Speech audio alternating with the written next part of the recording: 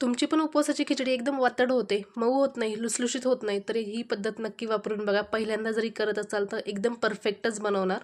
चला पटकन रेसिपीला सुरुवात करूया. व्हिडिओला लाईक करा आणि यूट्यूब चॅनलला नक्की सबस्क्राईब करा. तर इथे 1 वाटी साबुदाणा घेतला आहे. तर आदल्या दिवशीच मी साबुदाणा भिजवत आहे, रात्री भिजवायले. तर आता दुसऱ्या दिवशी मला हे साबुदाणा खिचडी बनवायची आहे.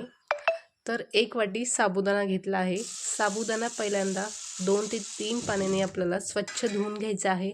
कधी कधी काय होते, साबुदाणा जे असते ना त्याच्यामध्ये स्टार्च खूप असते बघा. जेव्हा आपण धुतो ना त्याच्यामध्ये असं पांढरं पाणी निघतं बघा. आता याच्यामध्ये स्टार्च नाही म्हणून मी 1दा ते 2दाच फक्त धुणार आहे. जर साबुदाण्याचं खूप जास्त पांढरं पाणी निघत असेल ना, तर जोपर्यंत त्याचं पांढरं पाणी जात नाही ना तोपर्यंत 3 ते 4 वेळेस तरी धुवायचं आहे. तर आता मी 1दा ते 2दा धुवून घेतलेलं आहे. तर याच्यामधलं पूर्ण पाणी फेकून द्यायचं आहे. तर याच्यामध्ये मी थोडंसं पाणी ठेवलं आहे, बघू शकता. अर्धा इंच पाणी ठेवलं आहे साबुदाण्यामध्ये, म्हणजे चांगला साबुदाणा भिजतो. तर रात्रीचे 10:17 झाले आहेत, कारण मला सकाळी उद्या म्हणजे गुरुवारी सकाळी बनवायचं आहे साबुदाणा खिचडी. तर मी आदल्या दिवशीच रात्री हे भिजत ठेवणार आहे. तर आता हे रात्रभर आपल्याला असंच झाकून भिजत ठेवायचं आहे. तर दुसऱ्या दिवशी आपण ही खिचडी बनवणार आहोत. चला आता दुसऱ्या दिवशी सकाळी आपण साबुदाणा खिचडी करणार आहोत. तर सकाळचे वाजले आहेत 7:20. तर बघूयात साबुदाणा भिजला का नाही ते. आपण जेव्हा साबुदाणा वडे करतो ना तर त्याच्यासाठी आपल्याला खूप जास्त पाणी साबुदाण्यामध्ये टाकावं लागतं आणि खिचडी बनवतोय पाण्याचं थोडं प्रमाण कमी ठेवावं लागते. अर्धा इंचच आपण साबुदाण्यामध्ये पाणी ठेवलं होतं. जास्तही पाण्याचं प्रमाण साबुदाण्यामध्ये ठेवू नका, नाही तर खूप जास्त साबुदाणा खिचडी चिकट होते, मग ती खायला एवढी छान लागत नाही. तर बघू शकता किती छान भिजलेला आहे साबुदाणा आपला. एकदम मऊ लुसलुशीत भिजलेला आहे, एकदम मोकळा झालेला आहे, हाताला असं चिकट लागत नाही, बघू शकता.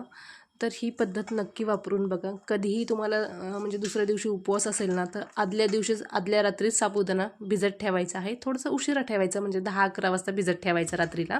रात्रभर भिजत ठेवल्यामुळे साबुदाणा खिचडी खूप भारी बनून तयार होते. तर आता आपल्याला लगेच साबुदाणा खिचडी बनवायला घ्यायची आहे. तर पहिल्यांदा काय करायचं, कढईमध्ये अर्धी वाटी शेंगदाणे खमंग असे तेल न टाकता भाजून घ्यायचे आहेत. तेलाचा जास्त वापर करायचा नाही, नाहीतर खूप जास्त तेलकट साबुदाणा खिचडी बनवून तयार होते.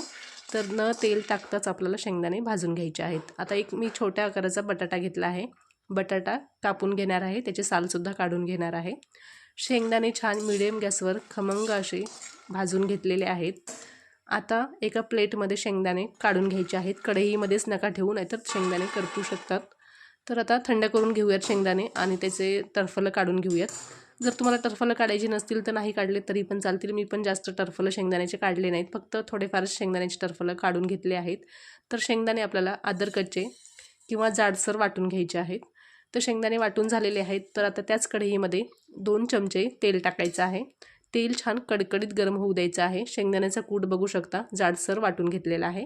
कढईमध्ये तेल छान कडकडीत गरम झाल्यावर आपण जे बटाटे कापून घेतले होते त्या बटाट्याला 2 ते 3 पाण्याने स्वच्छ धुवून घ्यायचं आहे. त्याच्यातलं पूर्ण पाणी काढून घ्यायचं आहे. आता हे बटाटे छान तेलामध्ये तळून घ्यायचे आहेत. तर 2च चमचे तेल घेतलं आहे, जास्तही तेलाचा वापर नका करू.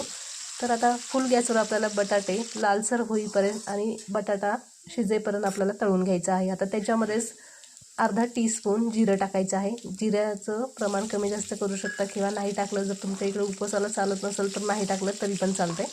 आता त्याच्यासोबतच आपण 3 ते 4 हिरव्या मिरच्या बारीक कापून घेतल्या होत्या, ते सुद्धा टाकायचं आहे.